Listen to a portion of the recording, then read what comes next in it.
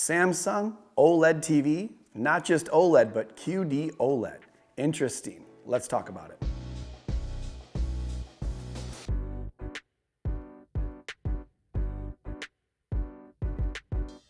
The Samsung S95B, which is an OLED from Samsung, and not just any OLED, it's a QD or quantum dot OLED, is here and making waves in the TV world. With a lot of hype and intrigue comes a lot of criticism, and it's a bit tough to weed out if the S95B is worth getting or not, and if not, which other TV should you consider. So I'll be going over this first QD OLED, comparing it to my Sony A90J, showing some tests and some issues I've seen, and offer my opinions and recommendations. Please make sure to smash the like button when you find the video useful. It really helps the channel out, and subscribe and set the notification bell to all so you're informed when I upload a new video. And let me know in the comments, yes or no to the Samsung S95B. And if you have it, let me know what you like best or least about the TV. It's okay to relay what you've heard, but I really want to know what owners have experienced as well, so everyone just comment below. Really quickly, I want to make sure anyone watching understands what QD-OLED is. I went in more detail in a previous video back around CES when I was lucky enough to see the QD-OLED. Feel free to check that out, but QD or quantum dot display is a whole new thing from Samsung Display. Previous traditional or WOLED TVs had 3 different color layers in green, red, and blue that can make white or different color again, and as needed could filter color out. In addition, white subpixels help boost the brightness. But the QD-OLED just starts with more efficient blue light and uses quantum dots to step down or convert blue to red and green as needed. So less energy is needed and less is lost when converting to other colors. And there's no need for a white subpixel with QD-OLED, and so it's the most perfect technology ever made and the video's over. No, I'm kidding. It's still similar to traditional OLED TVs in that there's a small chance it could suffer from burn-in or pixels could die in extreme circumstances. I don't really worry about all that because it can happen to any piece of tech. I'm just saying QD-OLED is exciting, maybe better or more impactful in 2022 than most thought, and it seems to have a tech advantage over traditional OLED TVs, but still one of a few different ways TVs are made. But what about specifically the Samsung S95B? Well, Jen and I unboxed this itty-bitty 65-inch TV, and I'm kidding of course, it's just that typically I ask her to bring out the big guns for the 83-inch or larger TVs. But it's a 65-inch because the QD-OLEDs are only available in 65 and 55 at this point. Sony will have their own QD-OLED, the A95K, in the same sizes. But I've never seen a Samsung TV that looks like this on the outside. It's so thin, even thinner than the LG C series I've been used to calling the coolest looking TV, period. The S95B sits atop a light but sturdy stand with cable management that sort of works and a plastic cover to complete the silver look, and also elevates the TV up over a soundbar position if that's something you plan on getting. The S95B has 4 HDMI 2.1 ports that are full 48 gigabit per second bandwidth, so you have the ability to connect any gaming console or PC to any port and get the top gaming performance. ALLM or game mode, 4K at 120 frames per second, and FreeSync Premium VRR. There are speakers on the bottom of the TV that sound quite good in general. They don't sound tinny like the LG C series can, and yet the S95B has solid bass. I would put them on par with the acoustic surface speakers of the Sony OLED TVs, even though these speakers are pointed downward, so bravo. The Samsung Solar Cell remote is more or less a perfect remote in my book. Minimal and easy to use in light or dark. Simple navigation, home, and volume buttons. Samsung improved their already solid TV remote by making it chargeable by light or USB-C. And though I always wish for backlit remotes, this is probably one remote you can feel your way around without after owning for a few weeks. So let's turn the S95B on and give it a look. Samsung uses the Tizen operating system, and like any OS, people will either adapt and learn it, or they'll opt for another. And if you're familiar with Tizen, then you'll notice it has changed a bit. All the apps are in the middle of the screen, and you can reorganize or add more to the home screen, and the recent sources or shows below that, and so on and so forth. I think every OS having every app is why I just say it's good enough for most. There is an ambient section where you can get some of the features of the Samsung frame, but I'm good with just having the default background that turns the panel off except for some random dots. And I feel I wouldn't want my OLED or QD-OLED running ambient video all day long, but there is a setting to turn it off after a certain length of time. Overall, it doesn't seem to be the quickest OS or even the best version of Tizen OS. It has a little delay when trying to navigate at the installer speed around the screen, but a viewer showed FOMO and I a little trick in the accessibility menu that changes the repeat speed of the remote to 0.5 seconds, and that seemed to help cruise around the OS a little faster. So I'm familiar with the OS. It's not the best in the world, but it's the one that comes with the TV, and if you don't like it, you can always get an Amazon stick or an Apple TV. Moving on to some real world content, the best place for me to start is some sports and regular cable. I've been watching a lot of basketball on the S95B, and after making some adjustments in the settings for color and clarity, I've been impressed with the brightness, the upscaling, and the motion while watching YouTube TV. Using the native YouTube TV app takes a second to dial in the resolution, but once that happens, the picture quality looks as sharp and consistent as my Sony A90J while being noticeably brighter. I have been asked how hockey looks since ice is always bright white and that can be underwhelming on OLED TVs, but like basketball, I'm more than happy with how bright sports and other scenes look on this TV. And if you really want the S95B to pop, you can watch it in standard mode with contrast enhanced set to low or high, which gives even more of a QLED look to this OLED. So very impressive. When watching animated HDR movies, I really started to see some impressive differences from other OLED TVs I reviewed recently, like the LG C2 and again my A90J. The HDR color is quite impressive. Green colors in the trees and bright reds in clothes, yellows in the skies.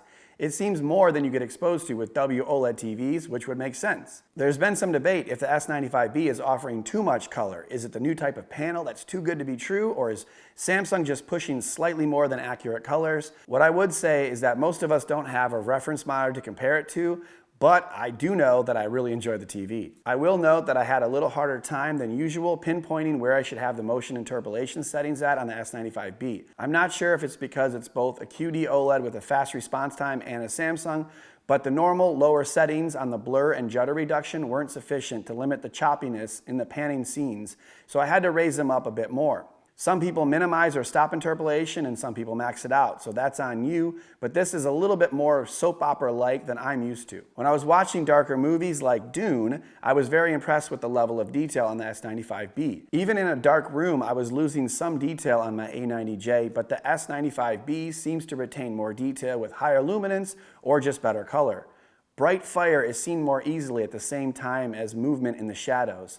A whole new way to watch Dune for the 6th time. And I want to note for those of you who are new to the TV game, Samsung does not support Dolby Vision. Dolby Vision is a version of HDR with different metadata to color the picture. But I have found this to be a tricky subject. Many times, a lesser TV with Dolby Vision looks far worse than a better quality TV without it. In all content I've watched on Samsung QLEDs over the past couple years, and on this S95B, I have no issues with generic HDR10 or HD10+, and the HDR picture looks amazing on the S95B, but I still feel that Dolby Vision has become an industry standard and Samsung will eventually conform to it. And lastly, before I check the errors, is gaming. Again, the S95B has 4 HDMI ports that can handle 4K at 120 frames per second, and Samsung TVs have had instant game mode and VRR for multiple years, so you should be pretty confident in the gaming chops. The new benefit is how amazing the picture looks while combining this fast response time, low input lag. It's like combining an LG OLED and a Samsung QLED for a nearly perfect picture.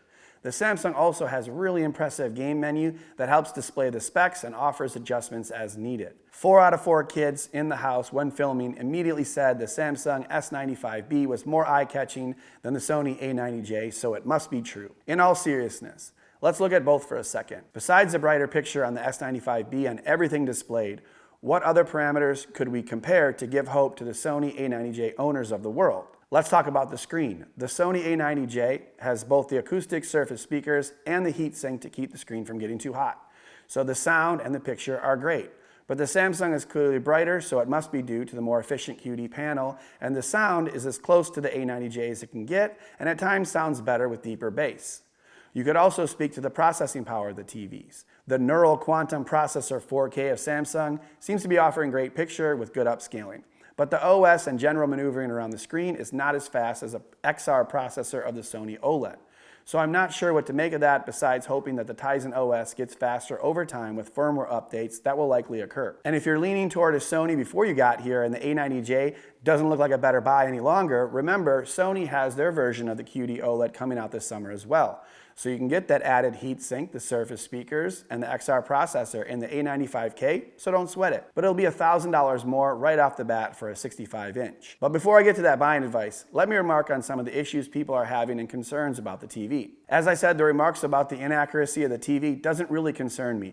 Typically, people don't get their TVs calibrated, and if they do, it sounds like you can get the S95B to a semi-accurate point. If you're gonna die on that hill because your TV isn't exactly referenced, then don't buy the TV.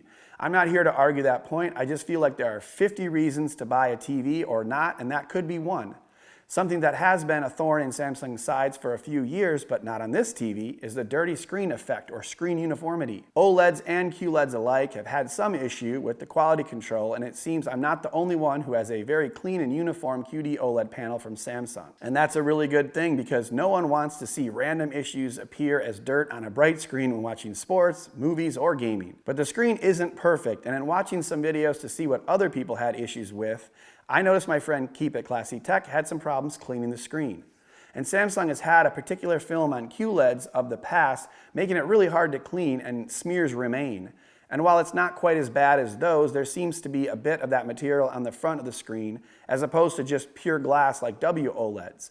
So my advice to anyone who gets fingerprints on the S95B is to just use a dry microfiber cloth, and if that doesn't do the trick, then simply fog up the area you want to clean with your hot air and wipe it further. That seems to do the trick for our fingerprints, but I think it's going to be a bit harder to keep this clean over my other OLEDs. Those are all the things that I have issues with, but I know there may be some things I miss. Some have speculated that new issues arrive with the new tech. Well, every technology has a downside, and over time it typically gets remedied or remains a reason why you don't buy into that product. This QD-OLED is the first version, and it's incredibly impressive. Having a TV in the house that makes me put my A90J in the box room is not an easy task. It's bright and beautiful, and really it's the size that may be hampering its early success. On our live streams, we've already addressed this issue, and if you're interested in real-time advice, I urge you to check out Past the Remote, where we normally have a discussion on size versus quality and so on. If you're just here to ask which is the best 65 or 55-inch TV, there's a good chance that this S95B or maybe the Sony A95K QD-OLED is the best TV of 2022. And the price of the Samsung makes it even more appealing, though it doesn't have the heatsink or Surface speakers or Dolby Vision of the Sony. But it's better than any other TV of the same size I've seen to date. So if you're locked into one of those sizes, I highly recommend the S95B. But if you're debating between a traditional OLED like the C2 or C1, or even one of the Sonys like the A90J, A80J, A80K, and you can get one of those OLEDs in a larger size for the same price or thereabouts of the S95B, normally the size difference from a 77 to a 65-inch more than makes up for the difference in brightness of picture of a QD-OLED, as long as the screen uniformity on the WOLED is legit. Remember, we're talking about the top 1% of TVs here, so go with the bigger size. If you want to compare a cheap 85-inch to a 65-inch QD-OLED, either you likely don't need the best 65-inch in the first place, or your room really needs a big TV and you should base your decision in that manner. Hopefully Samsung Displays gets bigger sizes produced sooner than later and with similar quality control on the screen uniformity that has been a welcome sign for me over the LG Display OLEDs with some QC issues over the past year. I think the Samsung S95B is awesome. Externally, they nailed the new Samsung OLED look. Internally, the QD display is bright and sharp and here to stay. There are some bugs to be worked out, and sure, the second and third generation of the QD OLED should continue to improve. But in 2022, if you ask me, is the S95 worth the cash? I'm on board. Let's see what other TVs can prove to be better. Let me know what you think, owners and critics alike. Everyone welcome to ask questions or comment below. Make sure to smash the like button, subscribe, and ring the bell, and check out Be the Consumer right here for more general consumer products like Teslas.